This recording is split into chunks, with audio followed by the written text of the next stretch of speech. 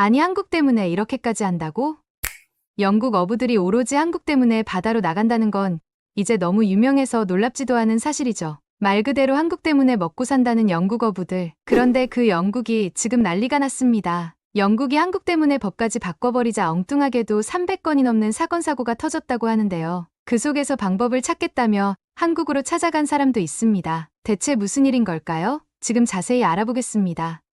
안녕하세요. 저는 에밀리 포스터라고 합니다. 그 일은 한 통의 전화로 시작되었습니다. 어느 날 갑자기 부모님에게서 전화가 왔습니다. 바로 며칠 전에 또 한국 이야기를 하시며 자꾸 고향으로 내려오라고 해서 한바탕 싸운 이유였죠. 그래서 그때도 비슷한 전화일 거라고 생각했어요. 그런데 아니었습니다. 그날 엄마의 목소리는 심상치 않았습니다. 무슨 일이 생겼다는 것을 알 수 있을 정도였죠. 그런데 더 놀랐던 것은 전화 내용이었어요. 전 거의 제자리에서 펄쩍 뛸 만큼 놀랐죠. 아니 제게 4만 파운드가 어디 있겠어요? 갑자기 돈 이야기에 제가 기겁하니까 엄마는 조용히 한숨만 내쉬더군요. 이건 정말 이상한 일이었습니다.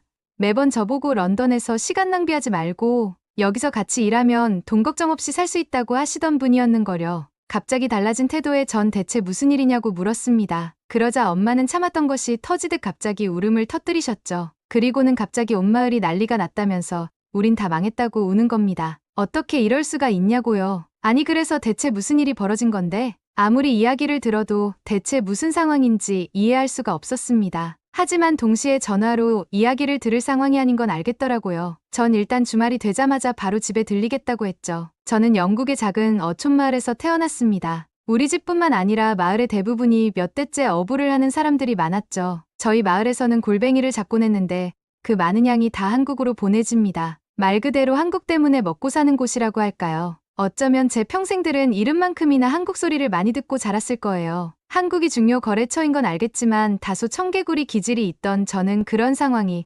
지긋지긋하게 느껴졌습니다. 아무리 한국 덕분에 돈을 번다고는 하지만 그게 매번 한국 노래를 들을 정도는 아니지 않나요? 그런데 마을 사람들은 마치 한국을 제2의 고향처럼 말하곤 했어요. 더 웃긴 건 아무도 한국에 가본 적이 없다는 거였죠. 저는 충동적으로 도시로 떠나 대학을 가겠다고 말했습니다. 제 폭탄 발언에 당시 온 가족이 난리가 났죠. 고수익이 보장된 탄탄대로의 미래를 포기했다며 저를 미친 사람처럼 바라보았어요. 심지어 어릴 적 친구인 해리도 절 이상하게 바라보았죠. 그런 상황이었으니 갑자기 걸려온 전화는 도저히 이해할 수 없는 거였어요. 주말이 되자마자 부모님이 계신 마을에 내려갔을 때는 이상한 분위기가 감돌고 있었습니다. 항구에는 배들이 줄지어 있었고 사람들은 삼삼오오 모여 심각한 얼굴로 무언가를 이야기하고 있었죠. 뭐야 진짜 마을에 무슨 일이라도 생긴 건가?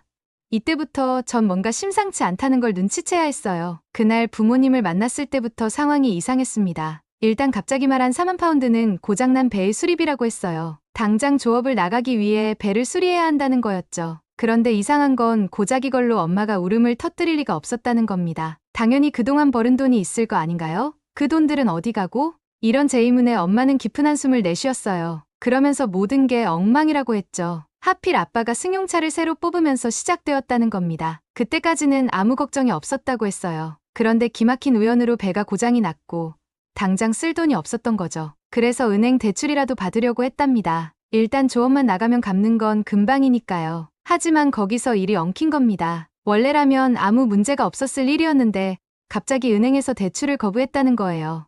이때쯤부터 슬금슬금 불길한 예감이 올라오기 시작했죠. 작년까지만 해도 아무 문제가 없었는데 갑자기 이유 없이 은행이 그럴 리가 없잖아요. 저는 애써 웃으면서 장난치지 말고 진짜로 무슨 일이냐고 물었죠. 그런데 이상하게도 두 분은 얼굴이 하얗게 질려서는 그 다음부터 말을 안 하더군요. 어라 뭔가 이상한데 전 설마 진짜 무슨 일이 생긴 거겠어 하고 가볍게 생각하려고 했습니다. 하지만 제가 진실을 알게 된 것도 순식간이었죠. 이상한 낌새를 느낀 것은 그날 밤의 일이었습니다. 부모님이 방에서 대화하는 목소리가 들려왔죠. 지금이라도 다른 일을 찾아봐야 한다는 엄마의 목소리와 별 문제 없을 거다. 그냥 계속하면 된다고 소리치는 아빠의 목소리가 들려왔죠. 이건 정말 이상했습니다. 그리고 두 분이 제게 뭔가를 숨기고 있다는 게 느껴졌죠. 혹시 두 분이 사기라도 당한 게 아닐까?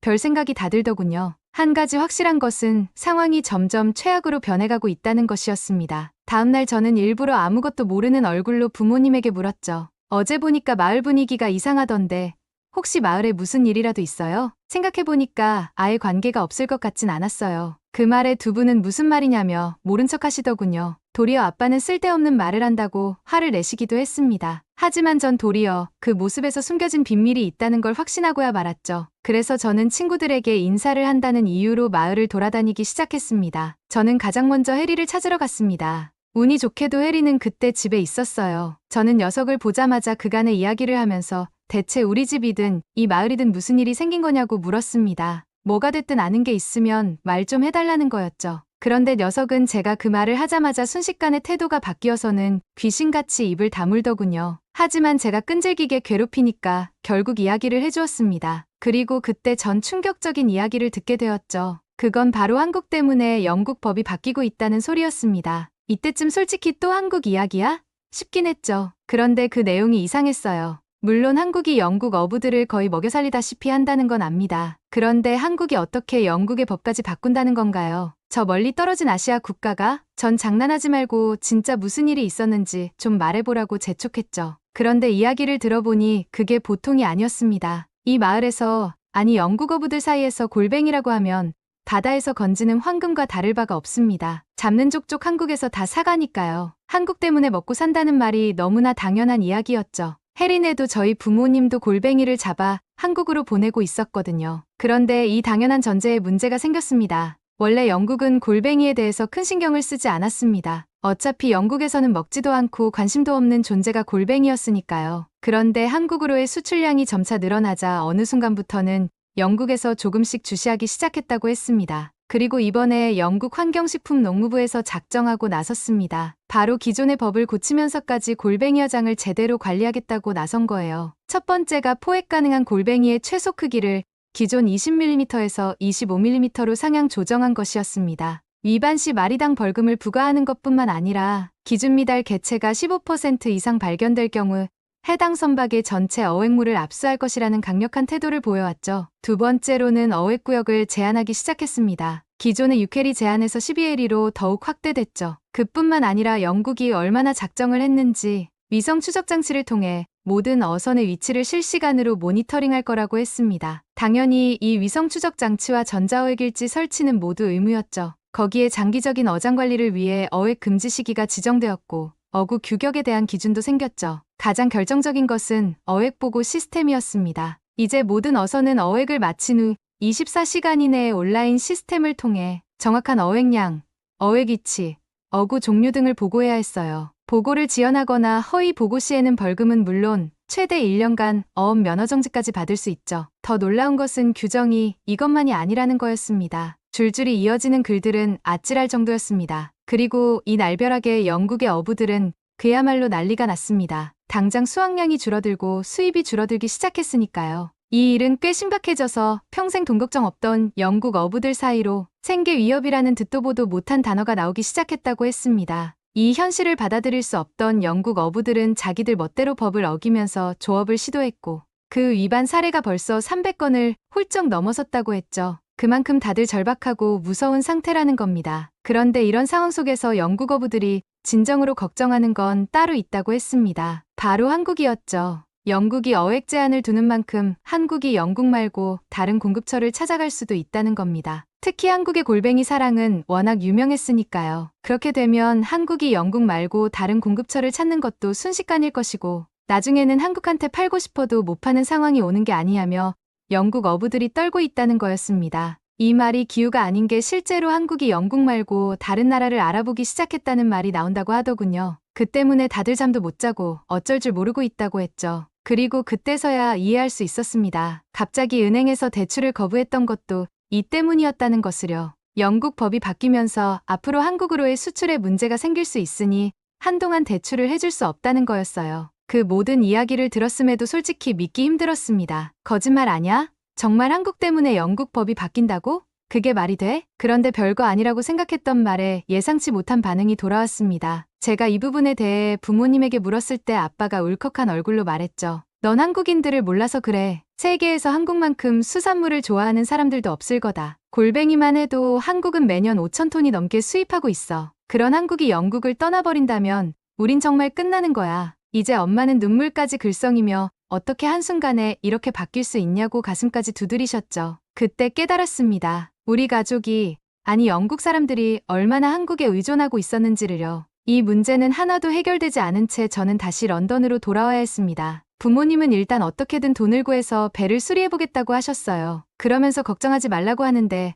어떻게 걱정이 안 되겠나요? 상황이 너무 답답하니까 나중에는 이게 다 한국 때문이라는 생각까지 들더군요. 그게 아니면 모든 게 이렇게 한순간에 무너진다는 것은 말도 안 됐으니까요. 그런데 얼마 뒤 모든 것을 뒤바꾸는 사건이 일어났습니다. 그건 친구들끼리 숙소에서 음식을 만들어 먹을 때 일어났습니다. 한국 출신 선우가 마트에서 장까지 봐왔다면서 맛있는 것을 해주겠다고 했어요. 그런데 녀석이 만든 음식이 좀 특이했습니다. 그릇에는 돌돌 말린 면발이 담겨 있었고 그 위로는 빨간 양념에 버무려진 고기 같은 게 올라가 있었거든요. 도저히 그 음식의 정체를 알 수가 없었습니다. 솔직히 수상하긴 했지만 일단 시키는 대로 비벼서 먹어봤죠. 그런데 전 한 입 딱 먹는 순간 깜짝 놀랐습니다. 약간 새콤한 양념에 쫄깃한 고기까지 모든 맛이 환상적으로 어우러졌어요. 먹고 있어도 입에서 군침이 도는 맛이었죠. 정신을 차리니까 제가 한 그릇을 다 비운 뒤더군요. 저희들은 일주일은 굶은 것처럼 먹으면서 이게 대체 뭐냐고 물었습니다. 그러자 녀석이 믿을 수 없는 말을 했어요. 이 쫄깃한 고기가 골뱅이라는 겁니다. 그리고 우리가 먹은 게 골뱅이 소면이라고요. 다른 친구들은 골뱅이가 뭐냐는 반응이었지만 저는 다른 의미로 충격을 받았습니다. 골뱅이라면 제가 평생을 봐온 녀석 아닌가요? 평생 지긋지긋하게 봐온 바다달팽이가 이런 맛이었다고? 부모님은 물론이고 고향 사람들도 골뱅이를 먹을 생각을 해본 적이 없습니다. 우리들에게 골뱅이는 괴상한 바다달팽이의 발톱 같은 맛이 나는 음식일 뿐이었거든요. 도리어 마을 사람들 중에는 한국으로 골뱅이를 보내면서도 이런 걸 좋아하는 한국인들이 별종이라며 비웃는 사람들도 있었어요. 그런데 아니었어요. 이건 저희가 비웃던 이상하고 맛없는 달팽이가 아니었습니다. 그냥 우리가 골뱅이를 요리해 먹을 줄 몰랐던 거예요. 순간 침이 꿀떡 넘어갔습니다. 이게 이런 맛이었다니. 이래서 한국인들이 그 어마어마한 양을 수입하는구나 싶더군요. 이건 제가 나중에 알게 된 것이지만 한국에서 골뱅이는 무척이나 대중적인 음식이었어요. 그 역사도 수십 년 전으로 거슬러 올라가죠. 1960년대 한국에서 골뱅이 통조림이 등장하면서 그 인기가 시작되었다고 했습니다. 그 전까지는 한국에서 골뱅이는 주로 동해 지역에서만 먹을 수 있는 음식이었죠. 골뱅이는 동해 지역에서 잡히는데 다른 지역까지 이동하기에는 워낙 쉽게 상했기 때문이었습니다. 그런데 그게 통조림이 등장하면서 변하기 시작했습니다. 1970년대에 막걸리에서 생맥주로 주류의 열풍이 옮겨왔고 그 안주거리로 골뱅이가 엄청난 인기를 끌기 시작했어요. 그 인기가 얼마나 많았는지 나중에는 동해의 수확량으로는 부족해서 해외에서 수입하기 시작한 거죠. 어쩌면 지금 영국 어부들이 수십 년간 한국으로 골뱅이를 수출하며 먹고 살게 된 것도 여기서부터 출발한 걸지도 모르겠네요. 그리고 이렇게 한국인들은 골뱅이를 발굴해서 다양하게 즐기고 있을 때 영국에서는 제대로 활용해볼 생각도 못했다는 게 너무 어이가 없었습니다. 솔직히 이쯤에서 우리 바보 아냐? 그런 생각이 들었죠. 애초에 한국인들이 맛이 없는 걸 수입할 리가 없잖아요. 그렇다면 우리도 이걸 개발할 생각을 했어야 했는데 애초에 그런 생각을 하지도 못했다는 게 코미디나 다름없었습니다. 그날 밤 잠이 오지 않았어요. 머릿속에서 계속 같은 생각이 맴돌았죠. 그렇다면 우리도 골뱅이를 요리해 먹으면 안 되나? 수십 년간 정착된 한국의 레시피가 있을 테니 그걸 보고 골뱅이 요리를 만들어 팔 수도 있잖아. 단순히 잡아서 파는 것보다 요리해서 팔면 수익이 몇 배는 클 거예요. 게다가 원재료는 우리가 직접 공급할 수 있으니 원가도 절감되고요. 어느새 저는 자리에서 벌떡 일어나 방을 서성거리기 시작했습니다. 아무리 봐도 이게 위기를 기회로 바꿀 열쇠로 보였어요. 어획량이 줄어든다고요? 상관없어요. 요리로 팔면 수익은 오히려 200%, 300% 늘어날 수 있으니까요. 아무리 봐도 이것밖에는 없었습니다. 저는 그 즉시 바로 부모님께 전화를 걸었죠. 지금이 몇 시인지는 보이지도 않았어요. 저는 부모님께 다짜고짜 한국식 골뱅이 요리를 판매하는 건 어떠냐고 물었습니다. 지금 여기엔 경쟁도 없지 않냐. 그 수익도 단순 조업보다 더 많을 거다. 이런 식으로 제가 흥분해서 소리쳤죠. 그런데 반응이 이상했습니다. 제 예상으로는 부모님도 놀라서 소리쳐야 하는데 이상할 정도로 전화기가 조음했어요. 여보세요? 전화가 끊긴 건가 확인하고 있을 때 싸늘한 목소리가 날아왔죠. 네가 지금 제정신이니? 아빠는 이 힘든 시기에 무슨 말도 안 되는 소리를 하냐며 소리쳤습니다. 골뱅이 같은 건 한국인들이나 먹는 거지. 영국 사람들은 먹지도 않는다는 거예요. 그 말에 저는 우리 영국이 골뱅이를 활용할 줄 몰라서 그런 거라고 이야기했죠. 하지만 들어보세요. 우리가 바보 같았던 거예요. 한국이 골뱅이를 괜히 수입할 리가 없잖아요. 이미 한국은 수십 년간 다듬어진 레시피가 있고 우리는 그걸 배우기만 하면 되는 거예요. 하지만 아빠에게 제 이야기는 통하지 않았습니다. 아빠에게 골뱅이는 먹지 못하는 음식일 뿐이었습니다. 그러면서도 열심히 잡아 한국으로 판매하고 있었다는 게 정말 이상한 일이었죠. 아빠는 저에게 대체 도시에 가서 무슨 쓸데없는 짓을 하고 다녔길래 그런 멍청한 생각을 하냐며 20분이 넘게 소리쳤습니다. 하지만 제가 누군가요? 혼자 런던으로 뛰쳐나올 만큼 고집으로는 지지 않습니다. 저 역시 지지 않고 도리어 아빠를 설득하려고 들었죠. 그런데 아빠는 제 이야기를 듣지도 않고 뚝 자르며 말씀하셨습니다. 그래, 그 한국 음식이 그렇게 자신 있으면 네가 한번 만들어봐라. 네가 그렇게 맛있었다는 골뱅이 요리를 직접 해와봐. 그 말에서 제 말을 하나도 믿지 않는 게 느껴졌습니다. 저는 괜한 오기로 알겠다고 깜짝 놀랄 준비나 하시라고 소리쳤지만 속으로는 미친 듯이 식은땀이 나고 있었어요. 당연히 전 한국 요리를 할 줄 몰랐거든요. 일단 주말까지 저는 선우의 도움을 받아서 장을 봤지만 도저히 요리 연습할 시간을 내지 못했어요. 그래서 대충 영상과 글로 요리 방법을 익혔죠. 면을 삶고 양념 만들어서 비비면 된다는 거잖아? 뭐 쉽네. 하고 바보같이 웃었죠. 앞으로 무슨 일이 일어날 건지도 모른 채 말이죠. 그 일은 첫 시작부터 모든 것이 엉망진창으로 돌아가기 시작했어요. 일단 소면을 삶는 것부터 문제였어요. 소면은 제 생각보다 더 빨리 익는 녀석이었습니다. 정신을 차리니까 이 녀석이 너무 익어서 푹 퍼져 있더군요. 거기에 제가 어설프게 만든 양념은 너무 짜고 거기에 듬성듬성 썰어 넣은 골뱅이는 전혀 조화를 이루지 못했어요. 거기에 나중에 알았지만 찬물에 한번 헹궜어야 했는데 그걸 잊어버리고 그냥 뜨겁고 축축한 상태로 양념을 올려버렸죠. 그릇에 담긴 음식은 솔직히 처참한 수준이었습니다. 이건 진짜 망했다. 그 생각이 스쳐 지나가더라고요. 그 괴상한 음식을 본 부모님은 찝찝한 얼굴로 절 바라보셨어요. 그리고는 누가 봐도 억지로 먹는 것처럼 한 입 드시고는 수저를 탁 내려놓으셨죠. 내가 생각했던 건 이게 아니었는데 제가 다리를 달달 떨고 있을 때 아빠가 묵직한 한마디를 하셨습니다. 이게 네가 말하는 대단한 한국 요리냐고요. 대학 가서 이런 한심한 짓이나 배워왔냐며 저를 한심하게 바라보시더군요. 순간 얼굴이 화끈거렸어요. 제가 친구가 해줬던 음식은 이것보다 훨씬 좋았다고 이야기했지만 이제 아무도 제 이야기를 믿지 않았습니다. 엄마는 또다시 집으로 돌아와 바다일이나 도우라고 하셨어요. 비록 영국이 어획 제한을 두기 시작했지만 여전히 한국은 영국의 골뱅이를 수입하고 있으니 아무 문제 없을 거라면서요. 도리어 한국이 영국만큼 좋은 파트너를 찾을 수나 있겠냐. 걱정하지 말라고 저를 다독이시더군요. 그런데 아니었습니다. 전 여전히 제 생각이 틀렸다고 생각하지 않았어요. 저는 부모님께 어부가 될 생각은 없다고 말씀드리고는 다시 런던으로 돌아왔죠. 그리고 시간이 날 때마다 혼자서 몇 번이나 골뱅이 소면을 만들어봤어요. 그뿐만 아니라 다른 한식도 도전하면서 한국 음식에 대한 조리 과정을 하나하나 뜯어보기 시작했죠. 그러면서 전 어느새 누구보다 이 과정의 재미를 느끼고 있는 저를 발견했습니다. 가장 결정적인 것은 친구들이었어요. 점점 제가 만드는 음식들의 친구들 반응이 달라져가자 전 그때 깨달았죠. 제가 진정으로 원하는 것이 무엇인지를요. 어느새 저는 저만의 푸드트럭을 갖는 꿈을 꾸고 있었습니다. 그런데 그 꿈을 이루려면 지금까지와는 완전히 다른 계획이 필요했어요. 일단 전 계속 혼자서 연습을 해보았죠. 하지만 현실의 벽은 높았습니다. 아무리 연습해도 한계가 있었죠. 애초에 한국 본토의 음식을 먹어보지도 않은 채 한식을 따라 만든다는 것도 이상한 일이었어요. 결국 전 한국에 가봐야겠다는 생각까지 하게 되었죠. 하지만 이 이야기를 주변 그 누구에게도 할 수는 없었습니다. 영국 주변에 이탈리아와 프랑스를 두고 한국까지 날아가서 음식을 배우고 싶다고? 그 누구도 저를 이해하지 못할 게 분명했어요. 결국 저는 가족은 물론 친구들에게도 비밀로 한 채 방학 동안 한국으로 떠났습니다. 부모님께는 친구들과 여행을 갔다 온다고 말했고 친구들에게는 부모님 일을 도우러 간다고 말해놓은 상태였죠. 그렇게 혼자 도착한 한국은 제 생각과는 많이 달랐습니다. 어쩔 수 없이 아시아 하면 갖고 있는 노후된 이미지와는 완전히 달랐죠. 특히 한국에서 제대로 먹어본 골뱅이 무침과 소면은 그 빛깔부터가 달랐습니다. 한 입 딱 넣는 순간 깨달았어요. 면발은 쫄깃했고 양념은 매콤하면서도 달콤했으며 골뱅이는 놀랍도록 부드러웠어요. 그때 제 음식이 얼마나 엉망진창이었는지 확 와닿더군요. 저는 한국에 있으면서 정말 다양한 먹거리를 경험하고 구경했습니다. 그러면서 알게 된 게 있었는데 한국은 정말 다양한 조리법을 갖고 있다는 거였어요. 특히 간장게장을 보았을 때는 정말 놀랐습니다. 꽃게를 그렇게 요리한 나라는 한국밖에 없을 거예요. 실제로도 간장게장 같은 요리법은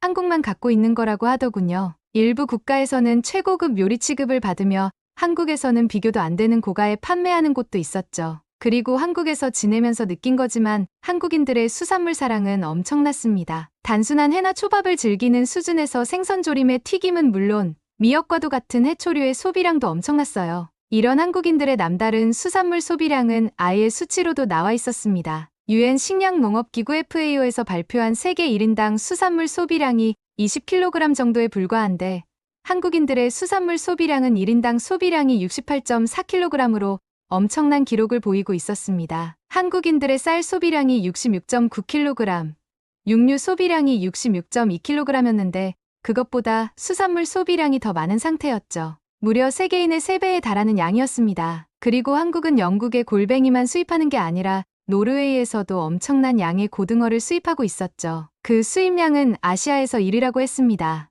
이 모든 것들을 보면서 전 문득 생각했습니다. 한국 못지않게 영국도 바다와 가까운 나라였어요. 그런데 왜 우리는 이런 요리 문화를 발전시키지 못했을까? 음식이 발전하긴커녕 도리어 맛없는 음식으로 온갖 곳에서 풍자나 당하는 나라가 영국이었죠. 3주간의 한국 여행이 끝나갈 무렵 저는 완전히 다른 사람이 되어 있었어요. 이제 제 머릿속에는 오직 하나의 목표만이 있었어요. 영국에서 저만의 푸드트럭을 운영하는 거였죠. 다시 영국으로 돌아온 뒤 저는 부모님을 찾아갔습니다. 이번에는 몇 번이나 연습했던 골뱅이 소면을 만들었죠. 완전히 달라진 음식 모양의 부모님은 조금 놀란 얼굴이었지만 여전히 막상 먹는 것은 망설이셨어요. 저는 몇 번이나 이번에는 괜찮다고 안심시켜야 했죠. 결국 마지못해서 부모님은 음식을 조금씩 맛보기 시작했습니다. 그런데 그 반응이 저번과는 확연히 달랐어요. 당장 수저를 내려놓으면 어떻게 할까 걱정이었는데 오히려 점점 먹는 양이 많아지더라고요. 그리고는 순식간에 한 그릇을 다 비우고는 부모님은 한참을 망설이셨죠. 그리고 한참 만에 나온 말은 너무 놀라웠습니다. 부모님이 조금 더 줄 수 있냐고 하시는 거예요. 물론 제가 만든 음식은 제가 한국에서 맛보았던